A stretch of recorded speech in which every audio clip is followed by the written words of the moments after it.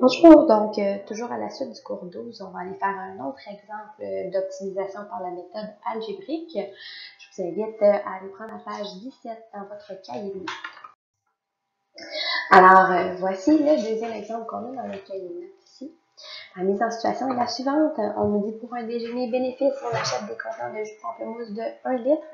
Là, je vais venir me mettre ça en marqueur. Donc, mon jus de pamplemousse est en 1 litre. Jus d'orange, 2 litres. Au minimum, on doit avoir 180 contenants. On doit avoir au maximum 320 litres de jus. Et on doit avoir au moins 2 fois plus de jus d'orange que de jus de pamplemousse. Donc ça va nous aider pour nos contraintes. Le profit est estimé à 2 $ par contenant de jus de pamplemousse, 3,50 $ par contenant de jus d'orange.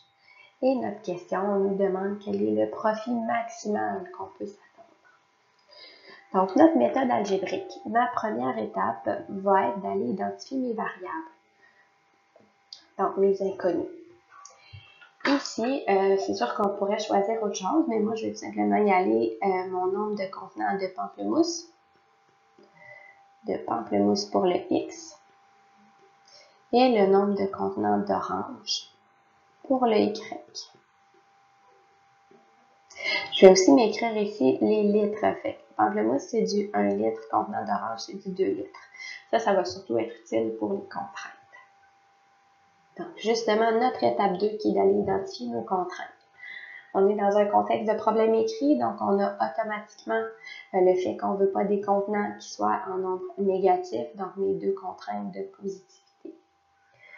Ensuite, si on s'attaque à la contrainte qui nous parle d'un minimum de 180 contenants, je vais prendre mes contenants de pamplemousse plus mes contenants d'orange et on veut que ça soit plus grand ou égal à 180.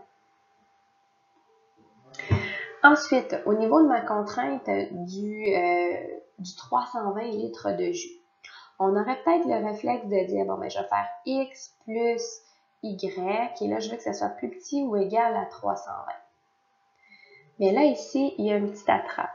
Le 320, ça se retrouve à être des litres, alors que mes X et mes Y, ce sont des nombres de contenants. Donc, je ne peux pas avoir des contenants qui est égal à des litres. C'est là qu'on va faire intervenir notre nombre de litres. Un contenant de jus de pamplemousse, c'est 1 litre. Donc, je vais aller faire une fois le nombre de contenants, puis ça va me donner mon nombre de litres. Et pour les jus d'orange, c'est des 2 litres. Donc, 2 fois mon nombre de contenants pour avoir mon nombre de litres. Donc, c'est ça, là, ici, la bonne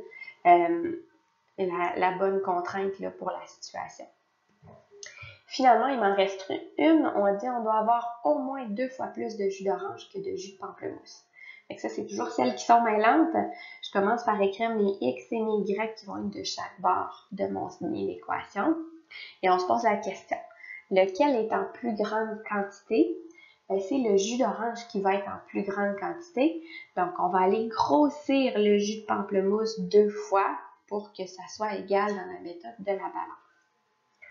Et ensuite, je place mon symbole correctement. Donc, au moins 2 fois plus de jus d'orange. Donc, l'orange peut être plus grand ou égal à ça.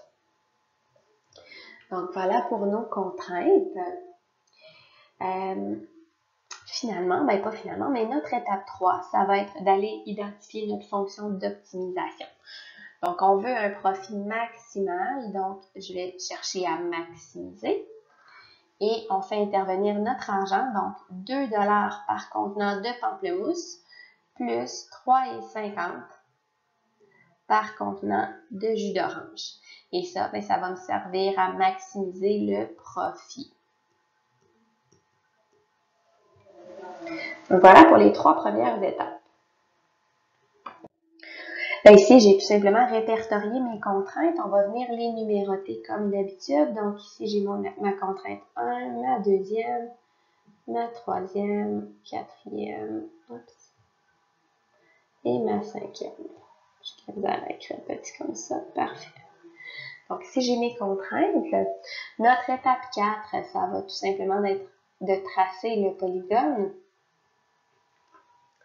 Donc là, j'ai été ici, là, je vais vous les écrire pour que ça soit un petit peu plus rapide. Ma contrainte 1 et 2, c'est tout simplement, ça nous indique qu'on s'en va dans le premier cadran du plan cartésien.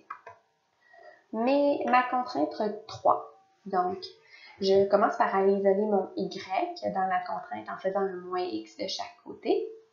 Et là, ça me dit que ça va être une ligne pleine au-dessus avec le symbole que j'ai.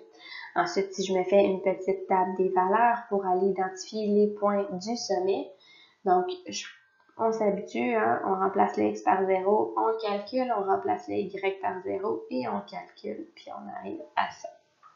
Pour la contrainte 3. Contrainte numéro 4, encore une fois, je vais isoler mon Y en premier. Avec le symbole, je me rends compte que c'est une ligne pleine et je veux colorier en dessous. On s'en vient faire notre petite table des valeurs aussi. Donc, je remplace mon X par 0, ça me donne 60. Je remplace mon Y par 0, ça me donne moins 320. Et là, juste parce que moi, je sais à quoi va devoir ressembler le polygone, moins 320, ça va dépasser notre graduation. Donc, on va aller prendre un X qui est de 180 et on va aller calculer un Y. On retrouve un Y de 70. Ça va être plus facile à tracer avec notre graduation. Et on termine avec la contrainte numéro 5. Ici, le Y, il est déjà isolé, donc ça va bien. On est juste rendu tout simplement à aller se faire notre petite table des valeurs. Donc, X, Y. Je remplace mon X par 0 et je retrouve un Y de 0. Donc là, on n'a pas le choix de choisir un X pour pouvoir trouver notre deuxième couple. Je choisis un X de 100 et on retrouve un Y de 200. Et lui aussi, ça va être une ligne pleine et on va être au-dessus. Donc là, on a tout ce qu'il nous faut pour aller tracer le polygone de contrainte. Donc, normalement, on arrive avec quelque chose comme ça. Je vous suggère, là, pour votre graduation, d'aller faire des bandes de 20 pour chaque petit carré.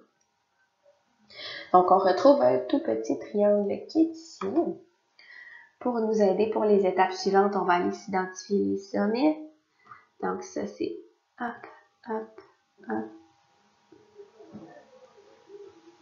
Comme ça ici. Je vais nommer mes sommets. Donc, ça va être mon A. Ça va être mon B. Ça va être mon C. Puis, on peut aussi aller numéroter nos inéquations pour nous aider. Donc, celle-là, ça va être la 1. Celle-là, c'est la 2. On n'aura pas vraiment besoin par contre. J'ai la 3 qui est ici. La 4 qui est là. Et notre 5 au final. Alors voilà ici, on est rendu à notre étape 5 qui est d'aller trouver nos sommets de notre polygone de contrainte. Donc je suis venue ici répertorier notre petit dessin et on va vouloir trouver nos sommets A, B et C. Alors pour le sommet A, j'ai identifié ici les deux droites qui sont utilisées et on va y aller par réduction. Donc je vous ai mis ici le détail et on retrouve un sommet A aux coordonnées 40, 180.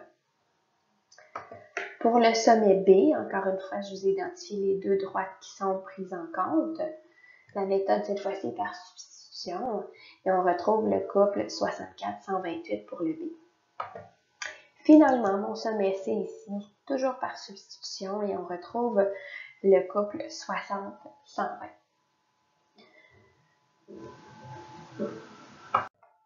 Dernière étape, les dernières étapes qui nous restent à faire, c'est d'aller prendre notre décision et d'évaluer.